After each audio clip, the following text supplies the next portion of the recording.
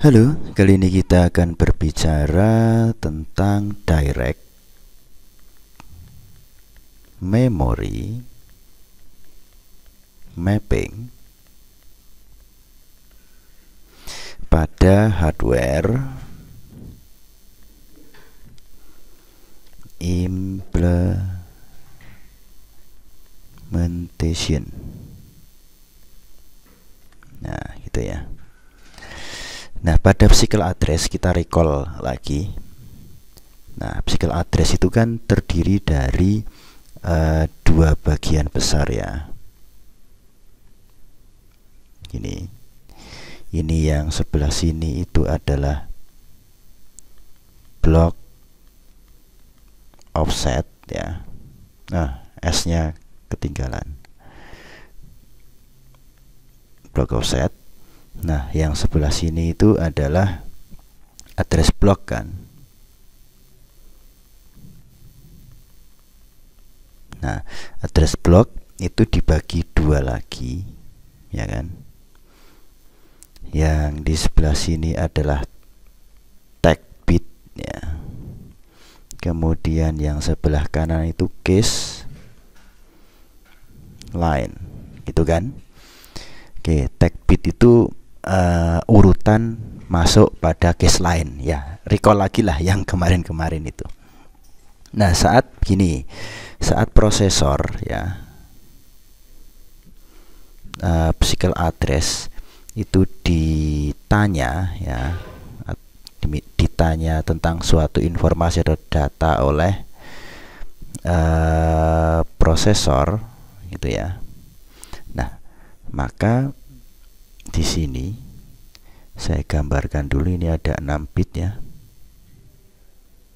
Begini. Ya kan? Nah, di sini itu ada case-nya ya. Di sebelah sini ada case-nya. Nah, case-nya itu kita umpamakan saja ya 4 line saja ya. Sesuai dengan physical address-nya gitu. Ya, 4 line itu kan karena cuma 4 maka cuma butuh 2 bit toh. Nah, di sini kan cuma butuh 2 bit. Nah, saya gambarkan dengan kan cuma butuh 2 bit toh, 00, 01, 10, 11 kan gitu toh. Nah, alamatnya ini, alamat line-nya. Ini line ya. Nah, kemudian di sini kita perlu mengcompare ya. Mengcompare tapi kita menggunakan bantuan dari MUX gitu ya. Dari MUX. MUX itu yang 4x1 saja. Kenapa 4x1 ya? Karena ini ada 4 yang mau akan di compare, dibandingkan gitu ya. Nah, yang pertama kan ini dulu pasti 1, kemudian 2, kemudian 3, kemudian baru ini keempat kan gitu. Max 4x1, 4x1. Nah, yang satunya, nah itu dari sini. Nah, 1 gitu. Kemudian 2, kemudian 3, nah 4 ya kan. Nah, MUX itu ada selektor lainnya ya, diambil dari ini, diambil dari case line ini toh. Nah ya, case line itu di mana ya? Di sini. Nah, maka di sini case line-nya itu ya ada 2 juga toh kalau 4x1 case line-nya. Nah, begini. Kemudian ini juga diberi case line. Nah, tapi diparalelkan saja. Ini. Nah, begini ya. Kemudian outputnya baru dikomparkan, dimasukkan komparator. Nah, ini masuk, kemudian ini juga gini masuk itu ya. Nah, dikomparkan dengan apa? Dengan tagnya. Nah, Gini nggih. Nah, komparator. Komparator itu isinya apa? Isinya adalah XNOR gate. Nah, gini toh. Nah, sorry ya. Nah, begini. Kenapa kok XNOR gate itu nggih? Nah, begini. Kita coba recall lagi di elektronika digital. XNOR gate itu tabelnya itu A, B ya, outputnya out ya, 0011 011011 gini toh. Outputnya adalah ini 1001, betul nggak? Jadi apabila ada masukan yang sama, maka dia outputnya akan 1. Nah, begitu juga yang sini. Itu ya, ini di compare ya. Ini di compare dengan yang ini di compare dengan yang ini. Gitu nggih. Maka outputnya 0 atau 1. Kalau 1 itu berarti hit ya. Berarti ada datanya. Kalau 0 itu berarti miss. Gitu toh? Nah, kemudian dari sini ya, dari sini bisa, saya rasa ini tidak begitu sulit ya, dari data dari case line dan masukkan ke MUX, kemudian yang di sini kan sudah ada data nih di case, kemudian di diseleksi oleh di sini di bit case line-nya. Nah, kemudian ini 00 semua Pak, berarti yang di sini 00 masuk, begitu toh. Ini juga masuk 00, berarti di sini masuk itu. Nah, ini yang keluar 00 ya, keluar pas di line yang 00 atau line ke 0 gitu. Sini di compare dengan tag bitnya baru keluar miss atau hit, ada nggak datanya di case gitu loh. Nah, kalau ada berarti hit, nggak ada miss kan gitu. Itulah yang disebut dengan tag direction yang di video-video sebelumnya itu. Nah, kemudian kita coba cari hit latensinya. Nah, di sini ada hit latensi gitu ya. Itu kan sama dengan waktu pada multiplexer ditambah waktu jumlah bit pada komparator. Gitu ya. Karena ini untuk yang case-nya itu isinya 4 ya. Nah, kalau banyak bit gimana? Nah, otomatis ya komparatornya kalau 4 itu 1 ya, dibandingkan ini tadi seumpama 8, berarti kita komparator butuh 2, MUX-nya butuh 4 kan gitu, dan juga seterusnya gitu nggih. Komparasinya jumlah MUX dan komparator itu sebanding lurus gitu ya. Oke, di sini Tmax itu biasa di neglected ya. Karena apa? Karena jauh dari pada T komparator gitu, oke.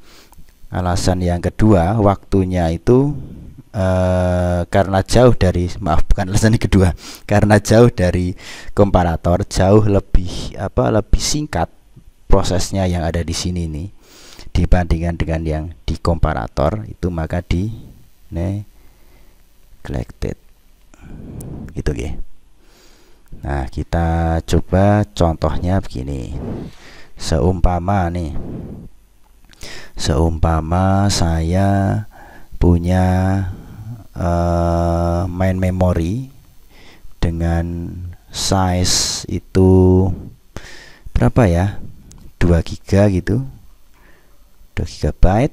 Nah, maka sama dengan 2 pangkat 1 kalikan 2 pangkat 30 ya toh. Nah, sama dengan 2 pangkat 31 byte kan gitu. Kemudian apabila ada cache memory ya kan, dengan size itu sama dengan 1 megabyte gitu ya, maka ini sama dengan 2 pangkat 20 byte kan gitu. seumpama komparator delay-nya itu sudah diketahui 8 nanosecond gitu. Nah, berapakah hit latensinya total, kan berarti gitu toh. Nah, maka kita hitung dulu number of tag bit. Ya, jumlah tag bitnya berapa? Ini jumlah tag bitnya ini berapa? Ini kan 2 toh. Maka komparatornya cukup 1. Nah, ini jumlah tag bitnya berapa? Nah, rumus tag bit seperti yang kemarin itu kan main memory size, ya kan, dibagi dengan case memory size, itu sama dengan log based on 2 pangkat 31 dibagi 2 pangkat 30, gitu kan, sama dengan berapa? 11. Maka hit latensinya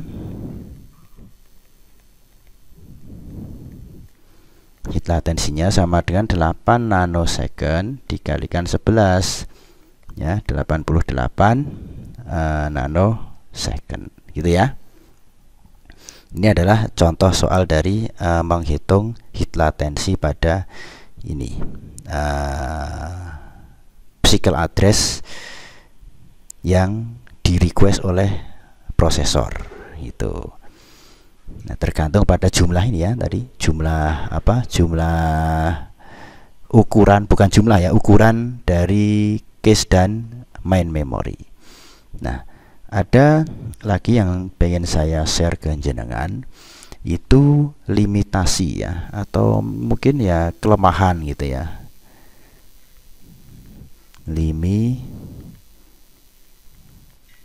limitation of ya direct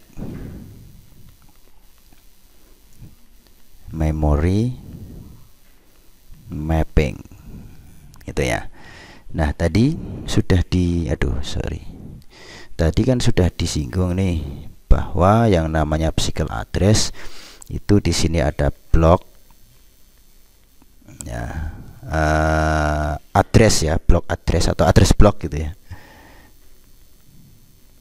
Kemudian ini ada blok offset gitu kan. Nah, kemudian dibagi lagi, ini ada apa, tag bit. Kemudian di sini ada cache ya, cache line. Nah, itu. Nah, di sini apa, blok dari maksudnya jumlah blok ya, blok number gitu, blok number itu kan sama dengan B. B itu mana ya, ini ya, blok addressnya itu. Nah, ini kan B itu, oke. Berarti jumlah dari main memory block itu sama dengan 2 pangkat B. Nah, yang berikutnya itu line number ya, jumlah line dengan satuannya bit tadi itu kan L nya. Ini kan jumlah lainnya kan di sini toh, ini L ya kan. Nah, berarti karena jumlah bit pada line itu kita simbolkan L, maka jumlahnya, jumlah line gitu ya, jumlah dari cache line itu sama dengan 2 pangkat L gitu, oke. Cache line itu kan ini toh. Nah, ini kan jumlah line-nya. Nah, kalau blok ada yang kemarin tuh ya.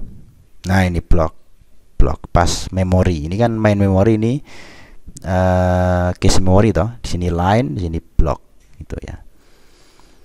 Ya sama-sama baris intinya gitu. Tapi yang satu di main memory, yang satu di line memory. Yang berikutnya contoh. Nah, ini tadi introduction dari limitasi tadi toh. Nah, karena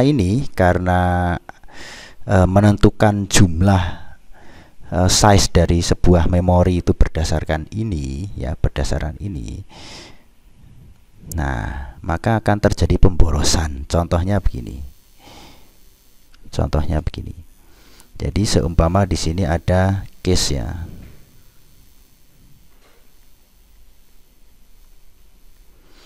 Case, kemudian prosesornya itu ya. Request, tolong carikan data pada blok 7, 8, 6, 10, 11, dan 14 pada main memory yang telah disimpan di case. Nah ini kan case toh. Case, ini kan case. Ada nggak data blok ini yang sudah tersimpan di case? Kan gitu. Nah, maka cara menyimpannya itu kan di sini, ini kan 0, 1, 2, 3 kan gitu toh. Berarti di sini kita hitung aja, ini paling kecil kan 6. Berarti 0, 1, 2, 3, 4, 5, 6. Di sini ada 6 ya. 6. Jumlah bitnya di sini sak deret gitu ya, satu blok.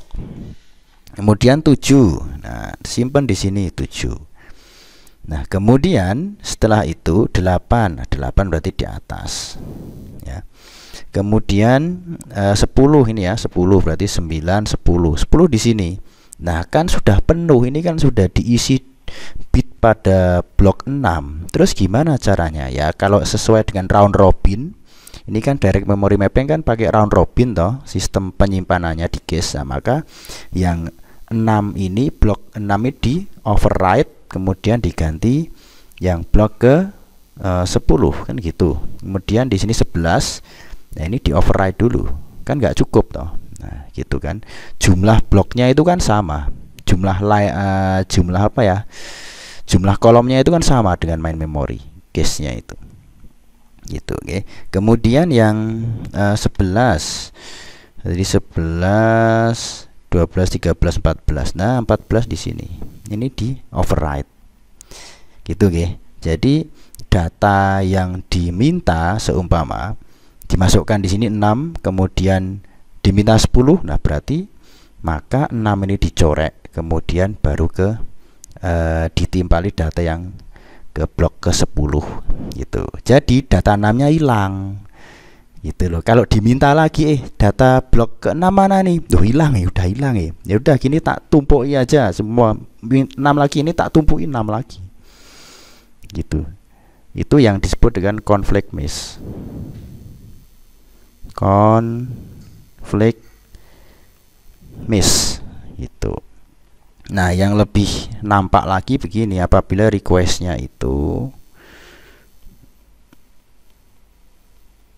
nah, requestnya itu di 2, 6, 10, 14, 18 ya. Berarti kan di sini kan 0, 1, 2, 3 ya toh. 0, 1, 2, 3, sini 3, 4, 5, 6. Oh, 6 dicorek. Kemudian 7, 8, 9, 10. Loh, di sini lagi corek lagi 10. Ya toh. Dan seterusnya, ini 14 kan di sini. Corek lagi 8. Kan gitu. Nah, ini yang 2, yang 3 di sini mana? Ini yang lain 0, 2, sorry. 0, 1, 2, 3, yang lain 0, 1, 3 ngapain? Ini nganggur loh ini. Ini nganggur ya. Gitu. Dan ini conflict miss jelas. Ini data ini diperlukan semua tapi malah gentian di sini. Tumpuk override gitu. Yang sementara yang lain nganggur. Nah, inilah salah satu kelemahan dari direct memory mapping gitu ya.